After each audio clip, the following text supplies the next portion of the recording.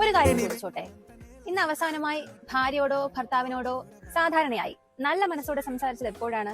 എപ്പോഴും ജോലി, പണം, പ്രശ്നങ്ങൾ ഇതൊക്കെ സംസാരിക്കും. പക്ഷേ നിനക്ക് എങ്ങനെയുണ്ട്, നീ ഓക്കെ ആണോ, എപ്പോഴെങ്കിലും ചോദിച്ചിട്ടുണ്ടോ? പിന്നെ വാദം വന്നാൽ ജയിക്കണം എന്ന ചിന്തയാണോ, അല്ലെങ്കിൽ ആ വാദം തീർക്കണം എന്ന ചിന്തയാണോ? പണം ഒരു പ്രശ്നമാണെന്നൊക്കെ നമ്മൾ പറയും. പക്ഷെ സത്യം പറഞ്ഞാൽ പണത്തെക്കുറിച്ച് തുറന്ന് സംസാരിക്കാത്തതാണ് വലിയ പ്രശ്നം. സ്നേഹമുണ്ടെന്ന് ഇരുവർക്കും അറിയാം. പക്ഷെ അറിയുന്നത് മാത്രം മതിയോ?